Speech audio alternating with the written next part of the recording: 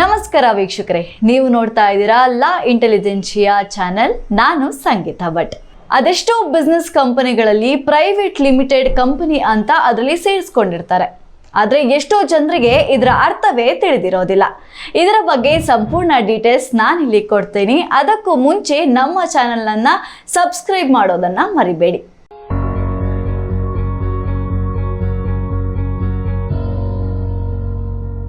Private limited ಅಂದರೆ ಏನು? ಇದರಿಂದ ನಮಗೆ ಆಗೋ ಲಾಭವಾದರೂ ಏನು? ಎಲ್ಲರೂ ಪ್ರೈವೇಟ್ ಲಿಮಿಟೆಡ್ ಅಂತ ಯಾಕೆ ಆಯ್ಕೆ ಮಾಡ್ತಾರೆ ಅನ್ನೋ ಸಂಪೂರ್ಣ ಡೀಟೇಲ್ಸ್ ಸ್ಪಷ್ಟವಾಗಿ ನಾನು ನಿಮಗೆ ಕೊಡ್ತೀನಿ. ಈ ವಿಡಿಯೋವನ್ನು ಸಂಪೂರ್ಣವಾಗಿ ನೋಡಿ. ಇನ್ನು ಪ್ರೈವೇಟ್ ಲಿಮಿಟೆಡ್ ಕಂಪನಿಯು ಭಾರತದ 2013ನೇ ಕಾಯ್ದೆ ಅಡಿ ಬಂದಿರುತ್ತದೆ. ಇದಕ್ಕೆ ತನ್ನದೇ ಆದ ಲೀಗಲ್ ಎಂಟಿಟಿ ಇರುತ್ತದೆ. ಇನ್ನು ಇದು ಮಾಲೀಕರು ಮತ್ತು ಕಂಪನಿಯ ಪ್ರತ್ಯೇಕವಾಗಿ ನಾವು ಪರಿಗಣನೆ ಮಾಡುತ್ತೇವೆ.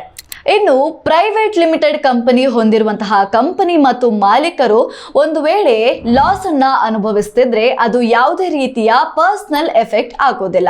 ಎಕ್ಸಾಂಪಲ್ ಏನಪ್ಪಾ ಅಂದ್ರೆ, ಈಗ ಅವರಿಗೆ ಆಸ್ತಿ, ಕಾರು, ಮನೆ, ಹಣ ಏನೇ ಇದ್ರೂ ಇದು ಅವರ ಲಾಸ್ ಆಗಿರೋದಿಲ್ಲ. ಇದು ಒಂದು ರೀತಿಯ ಲಾಭವೇ ಅನ್ನಬಹುದು.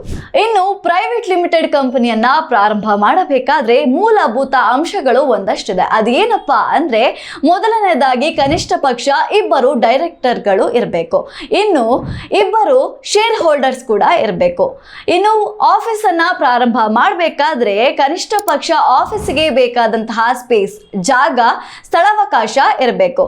ಬಂಡವಾಳಕ್ಕಾಗಿ 1 ಲಕ್ಷ ರೂಪಾಯಿಯನ್ನ ನಾವು ಬಂಡವಾಳವಾಗಿ ಹಾಕಬೇಕಾಗುತ್ತೆ.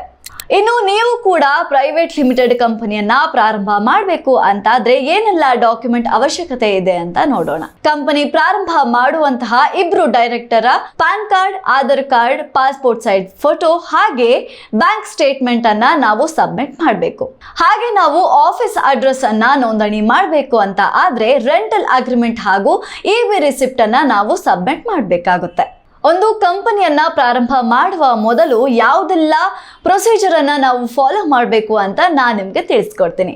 ಮೊದಲನೆಯದಾಗಿ ಒಂದು ಕಂಪನಿಯನ್ನ ಪ್ರಾರಂಭ ಮಾಡುವ ಮೊದಲು ಅದಕ್ಕೆ ಸೂಕ್ತವಾದ ಹೆಸರನ್ನ ನಾವು ಆಯ್ಕೆ ಮಾಡಬೇಕು. ನಿಮ್ಮ ಕಂಪನಿ ರಿಜಿಸ್ಟರ್ ಆಗುವ ಮೊದಲು ನೀವು ಆ ಹೆಸರನ್ನ ಸಬ್ಮಿಟ್ ಮಾಡಬೇಕು.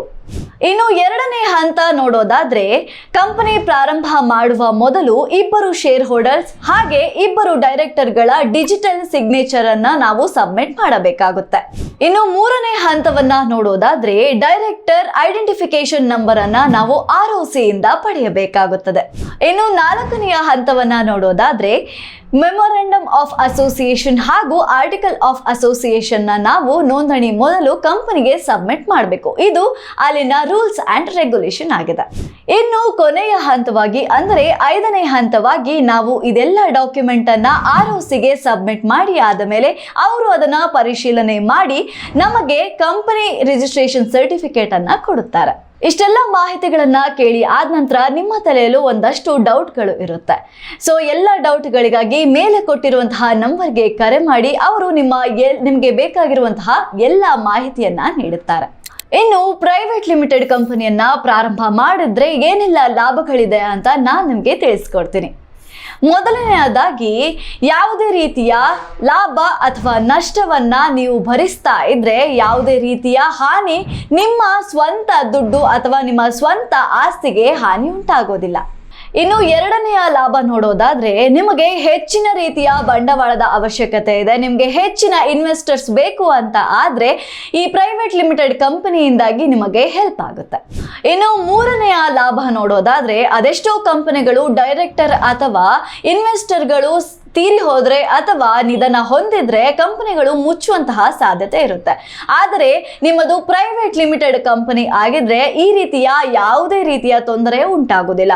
ಒಂದು ವೇಳೆ ಡೈರೆಕ್ಟರ್ ಅಥವಾ ಇನ್ವೆಸ್ಟರ್ ಕಂಪನಿಯಿಂದ ಹಿಂದೆ ಸರಿದ್ರು ಕಂಪನಿ ಮಾತ್ರ ಹಾಗೆ ಸ್ಟ್ಯಾಂಡ್ ತಗೊಳ್ಳುತ್ತೆ. ಇನ್ನು 4ನೆಯ ಲಾಭವನ್ನ ನೋಡೋದಾದ್ರೆ, ನಿಮ್ಮದು ಪ್ರೈವೇಟ್ ಲಿಮಿಟೆಡ್ ಕಂಪನಿ ಆಗಿದ್ರೆ ನಿಮ್ಮ ಕಸ್ಟಮರ್ಸ್ ನಿಮ್ಮ ಮೇಲೆ ಅತಿ ಹೆಚ್ಚಿನ ನಂಬಿಕೆಯನ್ನ ಇಟ್ಟಿರುತ್ತಾರೆ. ಇನ್ನು 5ನೇ ಹಂತದ ಲಾಭ ನೋಡೋದಾದ್ರೆ, ನಮ್ಮ ಕೇಂದ್ರ ಸರ್ಕಾರ ಸ್ಟಾರ್ಟ್ಅಪ್ ಇಂಡಿಯಾ ಸ್ಕೀಮ್ ಅನ್ನ ಜಾರಿಗೊಳಿಸಿದೆ. ಒಂದು ವೇಳೆ ನಿಮ್ಮ ಕಂಪನಿ ಪ್ರೈವೇಟ್ ಲಿಮಿಟೆಡ್ ಕಂಪನಿ ಆದ್ರೆ ಯಾವುದೇ ರೀತಿಯ ಅಡೆತಡೆಗಳಿಲ್ಲದೆ ನೀವು ಅದಕ್ಕೆ ಎಲಿಜಿಬಲ್ ಆಗಿರ್ತೀರಾ. ಓಕೆ ವೀಕ್ಷಕರೇ, ಇಷ್ಟು ಹೊತ್ತು ನಾನು ಪ್ರೈವೇಟ್ ಲಿಮಿಟೆಡ್ ಕಂಪನಿಯ ಉದ್ದೇಶ ಹಾಗೆ ಲಾಭ ನಷ್ಟ ಎಲ್ಲವನ್ನ ತಿಳಿಸಿಕೊಟ್ಟಿದ್ದೇನೆ. ಇನ್ನು ನಿಮಗೆ ಹೆಚ್ಚಿನ ಮಾಹಿತಿ ಬೇಕು ಅಂತಾದ್ರೆ ಡಿಸ್ಪ್ಲೇ ಆಗ್ತಿರುವಂತಹ ನಂಬರಿಗೆ ಕರೆ ಮಾಡಿ, ಅವರು ನಿಮ್ಮ ಎಲ್ಲ ಪ್ರಾಬ್ಲಮ್ಸ್ಗಳನ್ನ ಸಾಲ್ವ್ ಮಾಡ್ತಾರೆ.